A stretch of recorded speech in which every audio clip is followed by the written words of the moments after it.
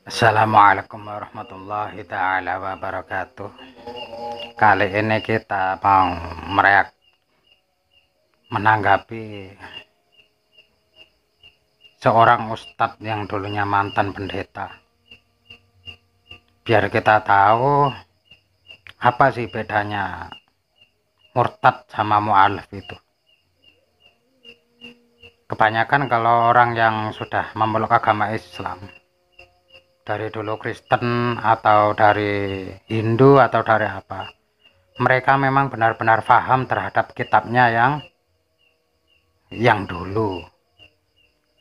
Nggak kayak seorang murtad ngaku kiai, ngaku paham Al-Quran, ngaku lulusan pesantren, ngaku apa, tapi nyatanya apa?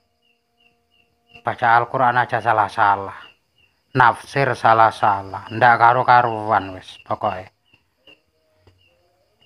Kita di sini nggak punya maksud apa-apa, agar kita bisa membedakan mana sih yang bener, mana sih yang salah. Ya udah ya lur, monggo kita saksikan videonya. Yang belum subscribe monggo subscribe agar channel ini bisa maju, yang tujuannya hanya untuk membentengi akidah Islam kita, untuk membentengi iman kita agar kita tidak mudah terperdaya oleh orang-orang bodong. Ya udah monggo kita saksikan. Ini adalah Ustadz Kainama, mantan pendeta, yang saya lihat itu mereka memang Ustadz ini dulunya memang benar-benar mantan pendeta yang belajar teologi sampai hebat lah pokoknya. Monggo kita saksikan videonya. Sudah ada 3 ayat pegangannya, tapi 2 ayat yang termaktub di dalam Ali Imran, surat Ali Imran ayat 85 dan surat Al-Baqarah ayat 186. Sekarang saya mau mengajak ibu pindah sebentar untuk memahami dan meyakini bahwa Al-Quran adalah Bismillahirrahmanirrahim, Alif Lam Mim, Zalikal kitabul la raiba fihi hudal lil muttaqin. Shadaqallahul adzim. Bahwa Al-Quranul Karim tidak ada keraguan sedikit pun atasnya. Walau titik, walau koma tidak ragu lagi. Dan semua telah terbukti. Tidak usah dibuktikan, terbukti sendiri. Nah masalahnya adalah mereka saudara kita terutama Kristen dan Katolik, termasuk Buddha, Hindu, Konfutse, apalagi agama terhadap kepercayaan Tuhan yang Maha Esa, yang dulu di Jawa Tengah disebut dengan kejawen, ya. Itu semua mereka tidak percaya dengan Al-Quran. Iya dong. Kalau mereka percaya, mereka udah jadi muslim, ya toh. Nah jadi salah satunya adalah kita ambil poin-poin dari kitab yang terdekat dengan saudara kita, yaitu kitab-kitab dari Kristen dan Katolik yang namanya Bible. Dan itu sekarang bisa dibuka di internet.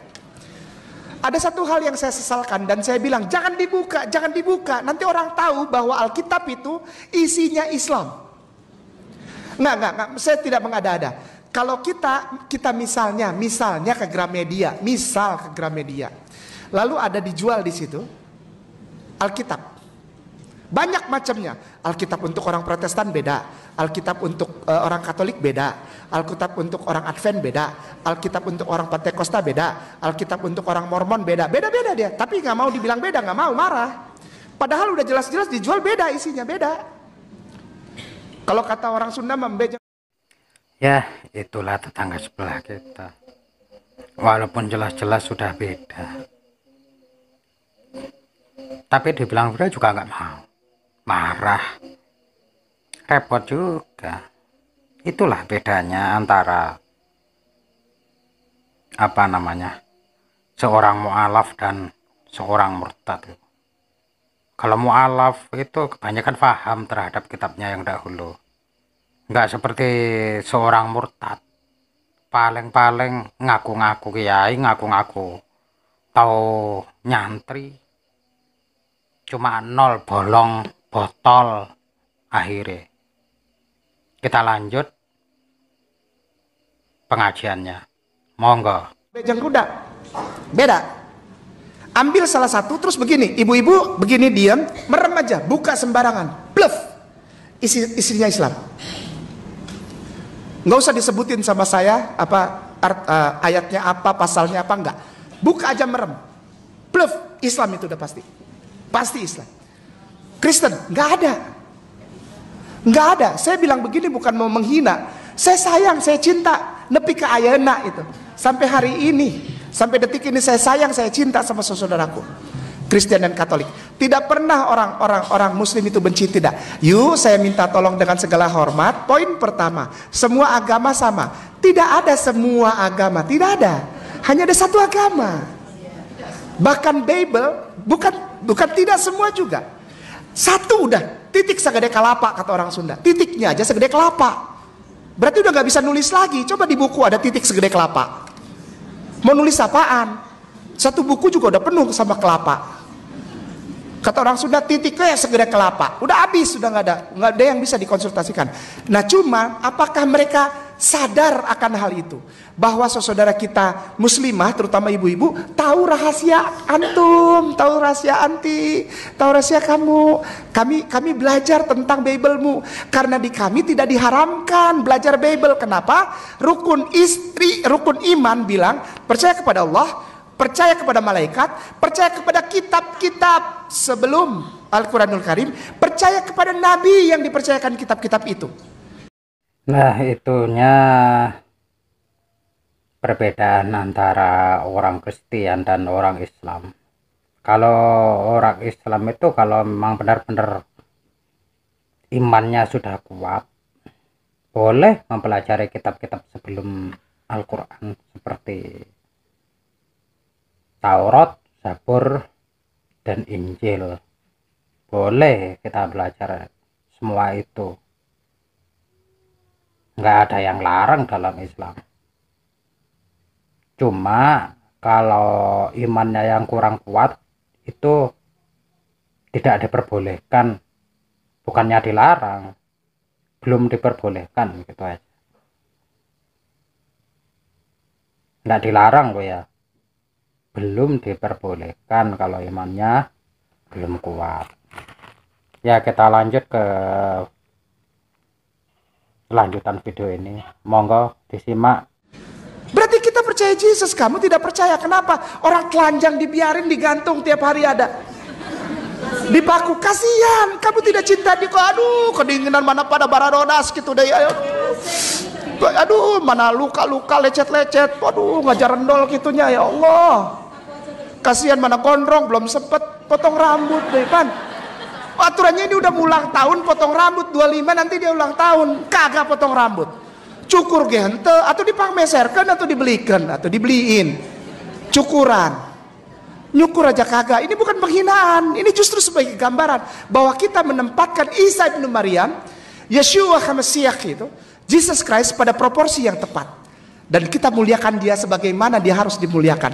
Tidak lebay, tidak berlebihan, bahkan tidak menghina, tidak. Ya, mari kita belajar berpikir. Seharusnya kan kalau orang mau berpikir itu masa sih Tuhan kayak begitu kan gitu. Masa sih Tuhan disumpahkan patung, apalagi macam-macam. Ada yang rambutnya gondrong, ada yang rambutnya pendek, ada yang pakai pakai itu loh, kayak raja gitu kan, macam-macam itu digambarkannya patung-patungnya itu kan repot. Kalau orang mau berpikir ya nggak begitu. Masa sih Tuhan begitu, ada rupanya gimana itu kan nggak, kalau dipikir secara logika kan nggak masuk akal belas. Iya Pak, ya wes ayo dedelok mana videonya agar kita tahu bedanya mu'alaf dan murtad, odong-odong itu. Tidak pas. Itulah sebabnya kalau anak ibu-ibu di sini punya anak laki-laki, Suruh mereka cari calon istri yang muslimah. Karena muslimah itu pas.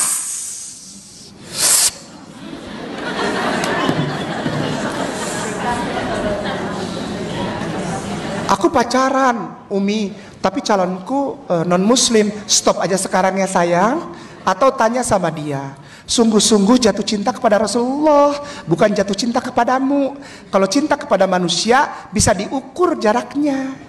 Kalau kamu lagi ngeselin, dia pergi dari rumah. Tapi kalau dia cinta Rasulullah, udah pasti dia cinta kamu sampai mati. Nepi kakolot katanya, sampai tua juga dia setia tuh perempuan. Jangan lihat cantiknya, kurang cantik gimana wanita berhijab. Nanti saya buka kecantikan dan wanita berhijab. Bahkan mereka Kristen dan Katolik percaya wanita berhijab itu jadi magnet. Kalau kita pikir ini adalah tamparan keras bagi seorang muslimah ya. Seorang muslimah yang harusnya taat kepada hukum-hukum Allah, malah sekarang bikin hukum sendiri. Nggak tahu itu hukum dari mana. Ada yang bilang walaupun gak hijab katanya nggak munafik. Udah jelas-jelas yang namanya orang nggak berhijab itu ya munafik. Wes angel kandhanane. Lah terus hukum kondisi dijoko. Yang penting nggak munafik walau nggak hijab. Hukume sapa? Nggak hukum dhewe ta. Luput wong muslim zaman saiki. Tak kritik kon. Yuk kita lanjut. Ada ayatnya, ada magnet, tahu magnet? Besi berani, penarik rezeki. Kalau laki-lakinya suaminya keluar dari rumah untuk cari rezeki. Wanita berhijab, baik dia bekerja maupun tinggal di rumah, mendidik anak, menjaga anak, masak, nyuci segala rupa. Tapi kalau dia berhijab, dia jadi magnet buat suaminya yang keluar rumah untuk cari rezeki. Lakinya jadi nggak ngelirik cewek lain. Nggak bisa di kantornya dia jadi tempat curhat wanita-wanita lain yang bukan mahramnya. Biasanya laki-laki suka begitu, sok balaga, bijak. Kalau udah di kantor, ada yang baru misalnya trainee atau orang pajak, petugas pajak yang wanita datang sering banget ke kantor, lama-lama curhat. Karena bagi perempuan itu, laki-laki yang bijaksana itu laki-laki yang sudah punya istri, punya anak. Itu enak banget kalau diajak curhat. Wah, itu kayaknya laki-laki jadi bijaksana banget, tahu segala-galanya. Padahal ganti oli juga dia tidak tahu. Yang mana baut yang mesti dibuka, nggak tahu.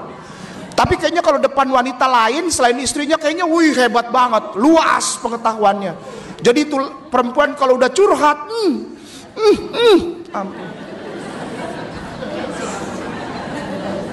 Maka itu perempuan yang belum menikah, tapi saya rasa nggak ada ya perempuan yang masih jomblo di sini, nggak ada ya. Kalau masih ada perempuan jomblo, Oke kawan, sekian dulu hari ini ya. Kita mereaksi videonya Ustadz Kainama. Nanti kita akan lanjut ke mu'alaf-mu'alaf yang cerdas yang lainnya, mu'alaf yang mau berpikir, biar kita mampu membedakan antara mu'alaf dan seorang murtad gitu loh, agar fair. Kalau yang belum subscribe mau subscribe, bene lancar ngono loh, bene ora main dokong-dokong opo iku nek ngarane mek opo sih sing gak berguna malah didukung, ejek-ejek guyu-guyu, ejek-ejek guyu-guyu, wis angel. Ya udah ya lur, untuk kali ini kita akhiri. Bila itu wal hidayah. Wassalamualaikum warahmatullahi wabarakatuh.